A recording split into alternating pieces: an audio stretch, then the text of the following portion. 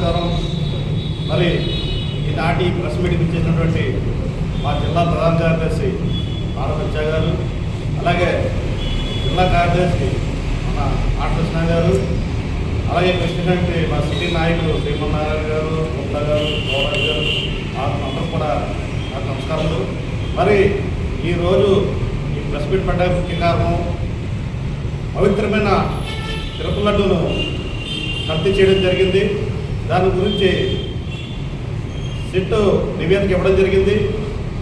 SIT అందులో అసలు మీరు నెయ్యే వాడలేదు అని చెప్పి తేల్చడం జరిగింది. అప్పుడు జగన్ గారు ఏమంటారంటే సిట్ తీర్పిచ్చేసింది, మనం నెయ్యి వాడలేదు, మన కల్తీ నెయ్యి వాడలేదు అని చెప్పి అంటారా అని చెప్పి అంటున్నారు. సిట్ తీర్పించింది నెయ్యి వాడలేదంటే అసలు నెయ్యే వాడలేదు, కల్తీ నెయ్యి మాట్లాడుతుంది, మీరు నెయ్యే వాడలేదు, మీరు వాడింది కెమికల్స్ రసాయనాలు వాడిన నెయ్యిలు తయారు చేయాలి తప్ప అసలు నెయ్యి అనేది అందులో లేదని చెప్పేసి ఆ సిట్ నివేదిక ఇవ్వడం జరిగింది. మరి ఈ నయంలో ఏదైతే ఇచ్చారో బోలేబాబా డైరీకి అసలు డైరీ లేదు, వాళ్ళకి అసలు పాలు సేకరణ దాఖలు కూడా లేవు. మరి అటువంటి బోలేబాబా డైరీకి నెయ్యి ఎలా సప్లై చేసింది?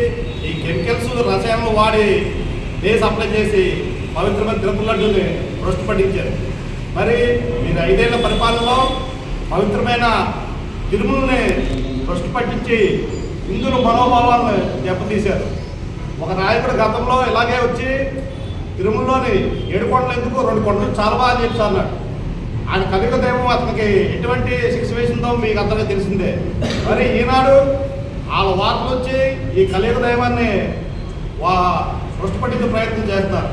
ఇప్పటికైనా తెలుసుకోండి, ఆల్రెడీ మీకు దానికి ఇది మీకు కనబడుతుంది. ఇప్పటికైనా మీరు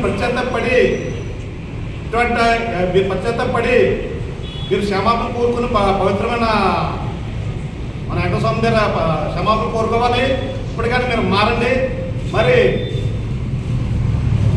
మొన్న 4 రోజుల క్రితం మరి అంబటి రాంబాబు గారు మరి స్టేట్ ముఖ్యమంత్రి అయినటువంటి మన చంద్రబాబు నాయుడు గారిని అసభ్య పదజాలంతో చాలా ఘోరంగా దూషించడం జరిగింది. అప్పుడు పోలీసులు కూడా ఆయన అరెస్ట్ చేసి లోపల పెట్టడం జరిగింది. ఒక స్టేట్ ముఖ్యమంత్రిని అరెస్ట్ చేసినప్పుడు మరి ఆ కార్యకర్త ఎలా స్పందిస్తారో అందరికీ తెలిసిందే. అతను నిరసన తెలియజేయడానికి మన అంబటి రాంబాబు ఇంటి మీద వెళ్ళడం జరిగింది. మరి నిన్న మన జగన్ గారు ఆయన ఏమంటారంటే అంబటి రాంబాబు చాలా సంస్కారవంతుడు, ఆయన అరెస్ట్ చేయడం చాలా ఇది అని చెప్పి అన్నాడు. మరి అంబటి రాంబాబు గారు మీరు కూడా సంస్కారవంతం సూపర్ ట్రిప్స్ వాడుతున్నారేమో, అందుకే ఆయన చేసేది మీకు చాలా సంస్కారంగా కనపడుతున్నాయి. మరి నిన్న ఆయన పరామర్శించడానికి మీరు ఆయన ఇంటికి వెళ్ళడం జరిగింది. మరి అందరూ తెలియని నిజం ఏంటంటే నిన్న అంబటి రాంబాబు ఇంట్లో 2 కేజీలు వెండి 70 తులాలు బంగారం కూడా మాయవడం జరిగింది. ఎలా మాయమైంది ఇప్పుడు చెప్పుకోలేకపోతున్నారు బయట కూడా. ఇది చెప్తే నీకు లెక్కలు తెలియాలి చెప్పాలని చెప్పేసి కూడా అనుకున్నారు. ఎందుకు జరిగింది? తోడు తీసుకున్న కార్యకర్తలే దాన్ని దొంగిలించడం జరిగింది. అవును, మరి మీరు బిర్యానీ ప్యాకెట్లు తీసుకెళ్తే ఇలాగే ఎడుతుంది. అదే మా పవన్ పిలిపించారో 1 రూపాయి కూడా ఇవ్వాల్సిన లేదు. లక్షల కొద్ది జనాలు తండపుదానాలకు వస్తారు. ఈ పార్టీకి మా పార్టీకి ఉన్న తేడా అది.